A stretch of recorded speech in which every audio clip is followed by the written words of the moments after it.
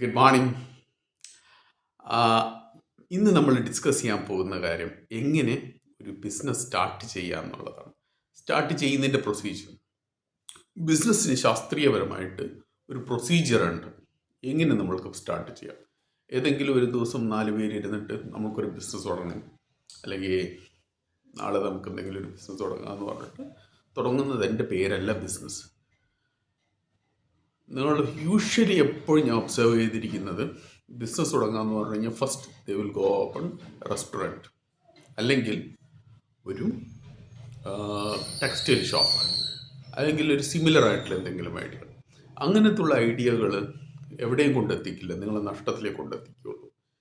അധികം റെസ്റ്റോറൻറ്റുകളും ലാഭത്തിലല്ല ഓടുന്നത്, അധികം ടെക്സ്റ്റൈൽ ഷോപ്പുകളും ലാഭത്തിലല്ല ഓടുന്നത്.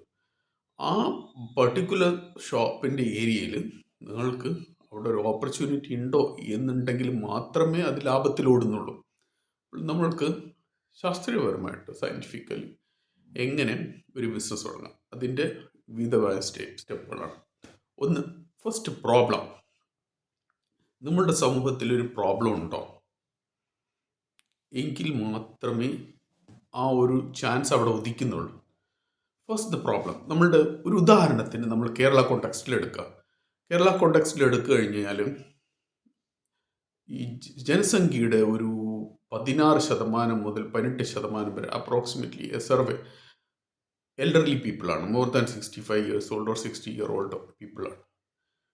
അനദർ പ്രോബ്ലം എന്താണെന്ന് പറഞ്ഞു കഴിഞ്ഞാൽ യങ്ങർ ജനറേഷൻ ഇവിടെ നിന്ന് ഒഴിവാക്കിയിട്ട് മറ്റു വിദേശ രാജ്യങ്ങളിൽ പോകുന്നു. അധികം NRIs ആണുള്ളത്. വീടുകളിൽ ഒറ്റപ്പെട്ട് കിടക്കുന്ന വാർദ്ധക്യം. ഇത് ഒരു പ്രോബ്ലമാണ്. അപ്പോൾ ഈ പ്രോബ്ലം എങ്ങനെ നമുക്ക് മറികടക്കാം? അപ്പോൾ ഇവർക്ക് എന്തൊക്കെയാണ് വേണ്ടത്? വീടുകളിൽ കള്ളന്മാരായാൽ കൊല്ലപ്പെടുന്ന വൃദ്ധന്മാർ ഒരുപാട് പേരുണ്ട്. വിതൗട്ട് എനി റീസൺ അവരുടെ ധാരാളം പണം ഉണ്ടെന്നുള്ളൊരു ബിഹേവിയറിൽ അവർ കൊല്ലപ്പെടുന്ന ഒരുപാട് പേരുണ്ട്. ഇപ്പം നമ്മൾക്ക് ഇവിടെ ഒരു ബിസിനസ് ഓപ്പർച്യൂണിറ്റി എന്ന് ഞാൻ പറയാൻ പറ്റില്ല, നെസസിറ്റി. മറ്റുള്ള വിദേശ രാജ്യങ്ങളിൽ ഉപയോഗിക്കുന്ന ഒരു സംഭവമാണ് പാനിക് ബട്ടൺ. വലിയ ജ്വല്ലറികളിലും ബാങ്കുകളിലും ഒക്കെ ഉപയോഗിക്കാവുന്ന ഒരു സംഭവമാണ് പാനിക് ബട്ടൺ.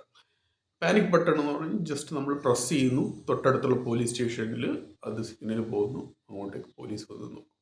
ഇത് ഒരു ഓപ്പർച്യൂണിറ്റിയാണ്. ഇത് മാത്രമല്ല, ഡേ കെയർ, അല്ലെങ്കിൽ ഇവർക്ക് വേണ്ടിയുള്ള ക്ലബ്ബുകൾ, അല്ലെങ്കിൽ ഇവർക്ക് വേണ്ടിയിട്ട് ഉള്ള ട്രാൻസ്പോർട്ടേഷൻ, ബാങ്കിലേക്കും ഗ്രോസറി ഡെലിവറി, ഫുഡ് ഡെലിവറി, അല്ലെങ്കിൽ നേഴ്സസ്, ഇതേപോലുള്ള ഒരുപാട് സർവീസസിൻ്റെ റിക്വയർമെൻറ്റ്സ് ഉണ്ട്. അതിൻ്റെ ഓർഗനൈസ്ഡ് ആയിട്ടുള്ള ഏതെങ്കിലും ഒരു പോർഷനോ, അല്ലെങ്കിൽ ഓർഗനൈസ്ഡ് ആയിട്ട് എല്ലാം കവർ ചെയ്യുന്ന ഒരു പോർഷനോ ആയിട്ടുള്ളൊരു ബിസിനസ് നിങ്ങൾക്ക് തുടങ്ങാം. ഇതൊരു ഓപ്പർച്യൂണിറ്റിയാണ്. ഇവിടെ നമ്മളൊരു പ്രോബ്ലം പെർസിസ്റ്റ് ചെയ്യുമ്പോൾ, നമ്മൾ പ്രോബ്ലം പെർസിസ്റ്റ് ചെയ്തു, അവസരം മനസ്സിലാക്കി, ഈ അടുത്ത്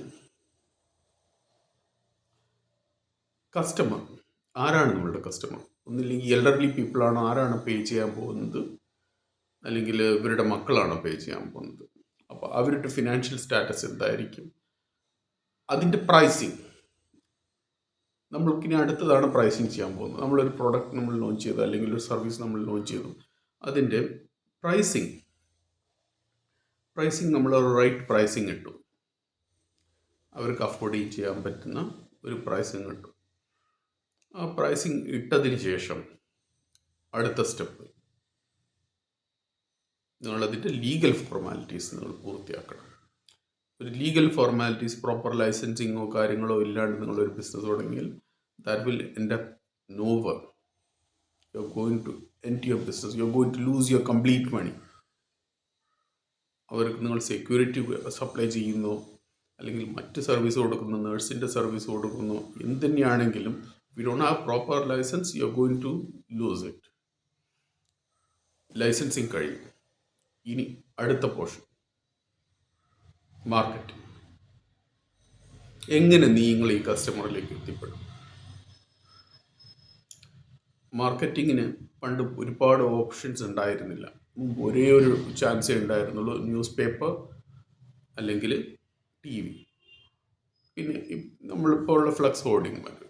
ഇപ്പോൾ നമുക്ക് ഒരുപാട് ഓപ്ഷൻസ് വന്ന്, SMS marketing, WhatsApp marketing, Facebook marketing, Google ads, ഇപ്പോഴും ടി വിയും സ്ട്രോങ് ആയി നിൽക്കുന്നുണ്ട്, പഴയ അത്ര ഇല്ലെങ്കിലും.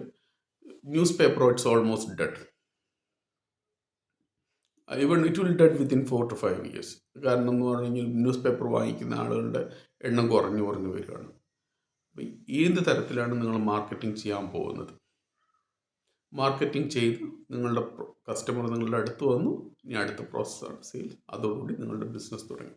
ഞാനിത് എൽഡർലി പീപ്പിളിൻ്റെ ഒരു ഉദാഹരണമായി എടുത്ത്. അതേപോലെ പല പ്രശ്നങ്ങളും നമ്മുടെ സൊസൈറ്റിയിലുണ്ട്. എസ്പെഷ്യലി വേസ്റ്റ് മാനേജ്മെൻറ്റ് വലിയൊരു പ്രശ്നമാണ്. Waste management is the biggest business going to be in the future.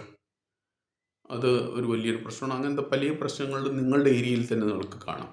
ആ പ്രോബ്ലം ഐഡൻറ്റിഫൈ ചെയ്യുക, അതിനുള്ള സൊല്യൂഷൻ കാണുക, സ്വാഭാവികമായിട്ടും ബിസിനസ് നിങ്ങളുടെ കയ്യിലേക്ക് എത്തും. Thank you. ഇതുപോലുള്ള ബിസിനസ് വീഡിയോകൾക്കായി ഈ ചാനൽ സബ്സ്ക്രൈബ് ചെയ്യും. ഇനി നിങ്ങൾക്ക് ബിസിനസ്സിന് ശാസ്ത്രീയമായി പഠിക്കണമെന്നുണ്ടെങ്കിൽ IBM നിങ്ങൾ ജോയിൻ ചെയ്യും. Thank you so much.